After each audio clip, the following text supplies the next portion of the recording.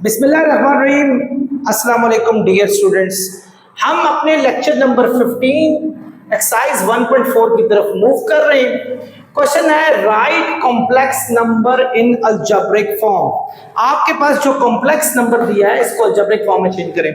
Already हमने 9 parts question number 6 के solve किए थे, तो टाइम की थोड़ी किल्लत थी तो मैंने उस वीडियो को वहां खत्म कर दिया। आज मुझे उम्मीद है कि ये तो हमारा डिसाइड 30 मिनट्स बाद होगा। ये उम्मीद है मेरा ये लास्ट लेक्चर होगा इस चैप्टर का। स्टूडेंट, जैसा कि आपको पहले बताया गया था कि 7√2 ये 5π/4, अगर आपको याद हो मैंने आपको ये बताया था कि आपका एक होता है फर्स्ट क्वाड्रेंट जो स्टार्ट होता है 0 से लेकर 90 यानी π/2 तक। दूसरा होता है 180 डिग्री जो पाई तक होता है, फिर 270 डिग्री जो कि 3π/2 तक है, और 2π लास्ट हमारा ये सेकंड क्वाड्रेंट है, ये थर्ड क्वाड्रेंट है, और ये स्टूडेंट हमारे पास फोर्थ क्वाड्रेंट है। So we got 4 different quadrants for this. Add sugar to coffee, यानी यहाँ ऑल पॉजिटिव है, यहाँ साइन थीटा पॉजिटिव है, यहाँ टेन थीटा पॉजिटिव है, और इसमें कॉस थीटा पॉजिटिव है। ये बातें आपने नहीं भूलनी। अब हम क्या करेंगे डियर स्टूडेंट्स, सबसे पहली चीज आप 5π/4 करके चेक करें ये कौन सा क्वाड्रेंट बन रहा है, यानी 5π/4 अलहदा चेक करें। पहले तो आपने क्वाड्रेंट चेक करना है। पाई की वैल्यू आपने इसको 180/π से मल्टीप्लाई किया तो ये आ जाएगा हमारा डिग्री में 45 180 225 5 5 25, यस 225 आ गया। 225 स्टूडेंट्स किस क्वाड्रेंट में आ रहा है? इस क्वाड्रेंट में, थर्ड क्वाड्रेंट में।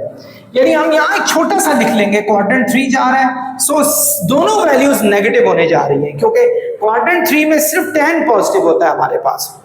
अब स्टूडेंट हम चलते हैं, मैंने आपको कहा था कि इम्प्रॉपर वाली वैल्यू को छोड़ दो, π/4 को चेक करें ये किस क्वाड्रेंट में आ रहा है। cos π/4 क्या चीज है? cos π/4 कहते होते हैं 45 डिग्री को। आपको एक टेबल मैंने बताया था, टेबल में आप चेक भी कर सकते हो, ये टेबल आपको याद होना चाहिए। आई विश कि आप लोगों को ये टेबल नजर आ रहा हो। देखिए नजर आ रहा है ये टेबल? जी नजर आ रहा है। तो ये आपका साइन है, कॉस है, टेन है। वैसे हमें टेन की जरूरत तो है नहीं है। ये 30 डिग्री जिसको π/3, फिर π/4 हमारे पास ये टेबल स्टूडेंट्स लिख लिया मैंने। अब देखिए cos π/4 क्या होगा?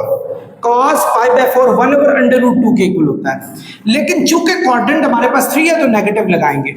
यहां भी π/4 जो है sin π/4 1/√2 होगा, लेकिन नेगेटिव का होगा। रीजन कि आपको समझ आ गई होगी। 7√2 को इससे मल्टीप्लाई करें तो ये आ जाएगा, 7√2 को इससे करें तो आयोटा 7√2/√2 आ जाएगा। ये इससे कटा, -7 -7 आयोटा, ये हमारा सोल्यूशन आ गया। आई होप आप समझ गए होंगे। डियर स्टूडेंट, नेक्स्ट क्वेश्चन है। अगेन सबसे पहले आप इसको चेक करेंगे कि ये किस क्वाड्रेंट में है, तो हम 180/π से करेंगे। π से कटा 45 7 5 35 315 एग्जैक्टली 315। सो क्वाड्रेंट आ रहा है स्टूडेंट फोर्थ, क्योंकि फोर्थ क्वाड्रेंट हमारा 180 से 360 के बीच में है एग्जैक्टली। तो ये फोर्थ क्वाड्रेंट है, तो यहाँ हम छोटा सा क्वाड्रेंट फोर्थ लिख लेंगे। क्वाड्रेंट फोर्थ का मतलब है कॉस पॉजिटिव है और साइन नेगेटिव होगा। अब बाकी student it's like a sweet dish. 7 को तो छोड़े ना, cos π/4 यानी 45, cos 45 होता है 1/√2, 1/√2 लगाएंगे, प्लस का साइन लगेगा क्योंकि क्वाड्रेंट 4 है। इसी तरीके से साइन π/4 1/√2 होगा, लेकिन माइनस का साइन लगेगा क्योंकि क्वाड्रेंट हमारे पास 4 दिया हुआ है। 10√2 1 10√2 डिवाइड ये वाला √2 है। इसी तरह minus plus minus 10√2 1 10√2 divide by √2 आ गया। तो ये और ये कैंसिल हो गए, 10 - 10 आयोटा। ये हमारा फाइनल सोल्यूशन आ गया। आई होप आप समझ गए होंगे। स्टूडेंट्स क्वेश्चन नंबर इसका 12 पार्ट आ गया क्वेश्चन नंबर 6 का। अगेन सबसे पहले हम 5π/2 को चेक करेंगे कि ये कितने डिग्री बन रहा है, ताकि हम इसको क्वाड्रेंट में चेक कर लें। तो ये तकरीबन 450 बन रहा है। यस, ये तो बड़ा अजीब हो गया स्टूडेंट। 450 का मतलब हुआ कि यहां से यहां तक तो 360 पूरे हो गए। 360 में 90 पूरे करें ये, तो हमारे पास तब जाके 450 होता है, यानी यहां से यहां जाके आपका ये खत्म हो गया। यानी एक्चुअली π/2 का मतलब 90 ही होता है। तो हम कह सकते हैं ये cos 90 है। आपको पता होना चाहिए स्टूडेंट, cos 90 जो होता है वो हमारे पास 0 के इक्वल होता है, जबकि sin 90 जो होता है, ये 90 जो होगा वो हमारे पास 1 के इक्वल होगा। cos sin 90 1, तो 1 को इससे करें तो हमारे पास 2 आयोटा आंसर आ जाएगा। So this is our final solution. Dear students, next question है और लकीली हमारा फर्स्ट इक्वाड्रेंट बन रहा है, cos 45 है, तो ऑल पॉजिटिव, तो ये आसान ही है 1/√2 और cos 45 आप चेक करें, ये तकरीबन 1/√2 आ रहा है और ये भी आयोटा 1/√2 आ रहा है। 1/√2 को जब 1/√2 से करेंगे 1/√2 का स्क्वायर आएगा और इसी तरह यहां भी 1/√2 का स्क्वायर आएगा। तो ये 1/2 आ गया, स्क्वायर स्क्वायर कैंसिल हो गए और ये 1/2 आयोटा आ गया। अगर आप चाहें तो इसको एलसीएम ले लें, अदरवाइज आई एम श्योर के ये आंसर भी ऑल राइट है। डियर स्टूडेंट्स, पार्ट 14 है 7 cos 180। cos 180 आप कैलकुलेटर से चेक करें -1 के इक्वल होता है और sin 180 0 के इक्वल होता है। आप ये कैलकुलेटर से भी चेक कर सकते हैं, हमें कोई क्वाड्रेंट देखने की जरूरत ही नहीं है। 0 इससे मल्टीप्लाई होगा, 0 होगा, 7 1s are 7, तो स्टूडेंट हमारा आंसर -7 आ जाएगा। डियर स्टूडेंट, ये क्वेश्चन दिया 2 एक्सपोनेंट आयोटा π/4। आप लोगों को आइलर थ्योरम मैंने पढ़ाया था थोड़ी पिछले लेक्चर में, तो मैंने कहा था कि e आयोटा x होता है cos x plus iota sin x के, इसके इक्वल होता है स्टूडेंट। आप यहां भी ऐसे ही करें 2, ये हमारे पास आ जाएगा cos, लेकिन इस दफा x की जगह पे π/4 है, ये देखिए, तो यहाँ π/4 लगाएंगे प्लस आयोटा sin π/4 लगाएंगे। स्टूडेंट π/4 जो होती है वैल्यू, ये होती है 1/√2 cos π/4, ये चेक कर लें, cos π/4 1/√2 आ गया। इसी मेथड से sin π/4 हो जाएगा 1/√2 के। स्टूडेंट 2 को इन दोनों के साथ मल्टीप्लाई करें, 2/√2 प्लस आयोटा 2/√2। नीचे अगर आप चाहते हैं कि नीचे वाले डिनोमिनेटर को रेशनलाइज करें, आप मल्टीप्लाइंग एंड डिवाइडिंग बाय √2 से कर लें, यहां भी कर लें, इस तरह नीचे वाला डिनोमिनेटर रेशनलाइज हो जाएगा। ये √2 मल्टीप्लाई होगा, 2 हो जाएगा, 2 से कैंसिल हुआ, ये भी 2 हो जाएगा, 2 से कैंसिल हुआ। इस तरह हमारे पास √2 प्लस आयोटा √2 हमारा आंसर आ जाएगा। आई एम श्योर आप लोगों को ये समझ आ गई होगी। डियर स्टूडेंट्स, ये फिर आइलर थ्योरम दिया हुआ है। अभी थोड़ी देर पहले आइलर थ्योरम बताया था कि एक्सपोनेंट आयोटा x होता है cos x plus iota sin x के। आप यहां भी यही काम करेंगे, यानी cos x की जगह पे π/2 लिखेंगे, आयोटा sin π/2 लिखेंगे। स्टूडेंट जैसे जैसे क्वेश्चन हम आगे कर रहे हैं ये आसान होते जा रहे हैं। cos π/2 का मतलब है cos 90। cos 90 हमारा 0 के इक्वल होता है और ये 1 के इक्वल होता है sin 90। तो आयोटा 1 से आयोटा, 3 are 3 आयोटा। स्टूडेंट हमारा फाइनल सोल्यूशन 3 आयोटा आ जाए। एक और सिमिलर क्वेश्चन स्टूडेंट 5, ये आइलर थ्योरम के मुताबिक cos π/3 प्लस आयोटा sin π/3 आ जाएगा। π/3 60 को कहते हैं, cos 60 होगा स्टूडेंट, ये देख लें 1/2 और sin 60 होता है √3/2, ये √3/2 आ जाएगा। 5 को इससे मल्टीप्लाई करें 5/2 और इससे करें 5 √3 आयोटा/2, this is our final solution. I think you got it. Dear students, अब हमने इनको कार्टेशियन फॉर्म में लिखना है। ये हमारे पास दिए हुए, हमने इनको यही एक्स वाई की फॉर्म में लेकर आना है जो हमारे पास नॉर्मल फॉर्म है। स्टूडेंट, जहां जहां जी होगा, जी एक कॉम्प्लेक्स नंबर है जो कि एक्स प्लस आयोटा वाई के इक्वल होता है। आप ये आर्गुमेंट दिया हुआ है, argument of x plus iota y minus one is equal to minus pi by 4, ये आ गया। आपने हर जी में यही कॉम्प्लेक्स नंबर आई की आइडेंटिटी की वैल्यू आपने लगा देनी है। Student, what is this? This is argument. Argument किसी भी चीज के आर्गुमेंट को कहते हैं कि जो आगे दिया होता है उसका आपने एंगल फाइंड करना है, और एंगल फाइंड करने का फॉर्मूला होता है इन theta, tan inverse of y by x। y कहते हैं जो हमारा इमेजिनरी पार्ट है उसको ऊपर रखेंगे, जो हमारा रियल पार्ट है उसको नीचे रखेंगे। यानी आर्गुमेंट ऑफ ये दिया हुआ है ना, आर्गुमेंट ऑफ, इसमें पहले रियल पार्ट को अलग करेंगे और ये इमेजिनरी पार्ट दिया हुआ है minus pi by 4। Dear students, check करें, आर्गुमेंट थीटा होता है जो कि इक्वल होता है tan inverse of real imaginary part. Imaginary part हमारे पास y दिया हुआ है, रियल पार्ट x माइनस 1 दिया हुआ है। ये हमारे पास है माइनस पाई बाय 4, ये दिया हुआ है। स्टूडेंट, जब हम tan को वहां ले जाएंगे, वहां जाके हो जाएगा y by x minus 1 is equal to tan minus pi by 4। ये मैं मिटा रहा हूं ताकि आप लोग कंफ्यूज ना हो जाए। स्टूडेंट, अभी मैंने कुछ दिनों पहले, इनफैक्ट 2 लेक्चर्स पहले मैंने एक चीज बताई थी। मैंने कहा था tan माइनस थीटा जो होता है ये माइनस tan थीटा के इक्वल होता है, जबकि साइन माइनस थीटा जो होता है ये माइनस साइन थीटा के इक्वल होता है, और कॉस माइनस थीटा में माइनस एब्जॉर्ब हो जाता है यानी प्लस आ जाता है। ये हमारे पास है।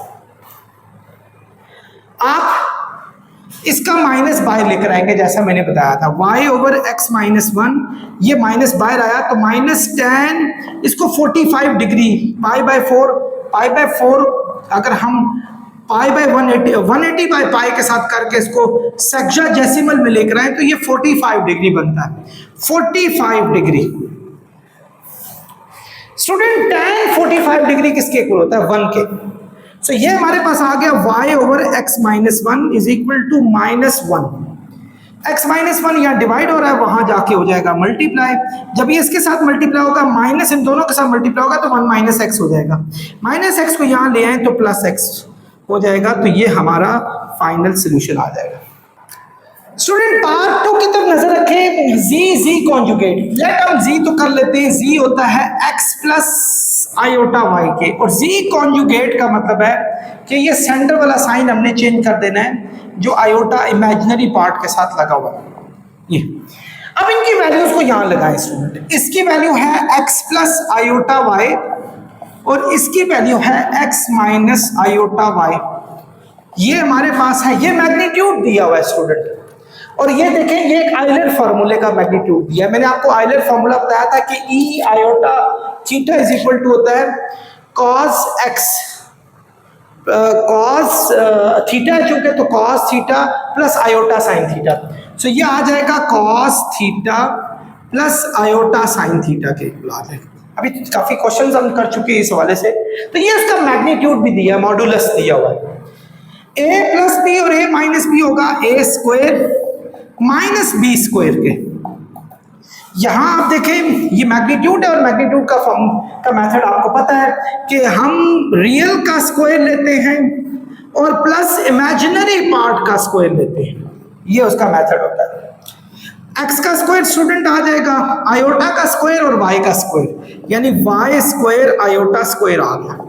ये 4 cos square theta plus sine square theta आ गया। स्टूडेंट, आयोटा स्क्वायर हमेशा रियल होता है क्योंकि ये -1 के इक्वल होता है। -1 को जब इससे मल्टीप्लाई करेंगे तो आएगा x square plus y square is equal to 4। और आप स्टूडेंट जानते हैं, मैट्रिक में पढ़ा था कि 2 साइन स्क्वायर और कॉस स्क्वायर का जो सम होता है ये आइडेंटिटी 1 के इक्वल होता है। तो हमारा final answer x square plus y square is equal to 4 आ गया। ह्यूमन एरर स्टूडेंट, ये देखें, ये आपका एक स्क्वायर रूट यहाँ भी आना चाहिए था, मैग्नीट्यूड में इस दोनों के स्क्वायर का स्क्वायर रूट आना चाहिए था, तो 1 का स्क्वायर रूट 1 ही होता है, तो एक्चुअली हमारा आंसर सेम ही आ रहा है। आई होप आप समझ गए होंगे, मेरे स्टूडेंट पीछे बैठे वो मुझे बता भी रहे। स्टूडेंट नेक्स्ट पार्ट है पार्ट 3। आपने इस तरह की इनइक्वालिटीज पढ़ी होंगी जिसमें दो दफा इनइक्वालिटीज आती हैं, तो इसमें हम यूं करते हैं, पहली इनइक्वालिटी यहाँ से यहाँ तक करते हैं और दूसरी यहाँ से यहाँ तक होती है, ऐसे। ये 9th क्लास में आपने पढ़ा था, आई थिंक चैप्टर 9 था, नहीं चैप्टर 8 था, ये आपने पढ़ा था उसमें, इनफैक्ट 7th चैप्टर था।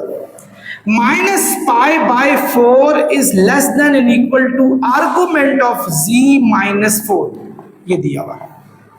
और इसी तरीके से आर्गुमेंट ऑफ z-4 इस मेरी स्टूडेंट ने कहा ये क्वेश्चन थोड़ा गलत लिखा हुआ है, कि 4 नहीं था 3 था, चलिए ठीक है, हमने उसको सही कर लिया। हम इसको लहदा सॉल्व करेंगे, इसको लहदा सॉल्व करेंगे। स्टूडेंट आर्गुमेंट के बारे में आपको पता चल चुका है। पहले तो हम यूं करेंगे कि z की वैल्यू यहां डालेंगे। z की वैल्यू हमारे पास है x plus iota y minus 4, ये दिया हुआ। तो पहले तो हम इसकी जो रियल पार्ट है वो लहदा करें। स्टूडेंट रियल पार्ट क्या है, x माइनस 4 और इमेजिनरी पार्ट आयोटा y दिया हुआ। तो आर्गुमेंट का मेथड क्या होता है स्टूडेंट, आपने tan inverse of real imaginary part को ऊपर रखना होता है और रियल पार्ट को नीचे रखना होता है, याद है स्टूडेंट। tan इनवर्स को यहां ले आए, यहां आके tan -π/3 होगा, और मैंने आपको रूल बताया कि tan के बाद अगर माइनस आए तो माइनस बाहर निकाल दिया करें, तो ये आएगा tan π/3 is less than and equal to y over x minus 4, ये आ गया स्टूडेंट। tan π/3 का मतलब है tan 60, tan 60 होता है स्टूडेंट √3 के इक्वल, तो y ओवर x माइनस 4 आ गया।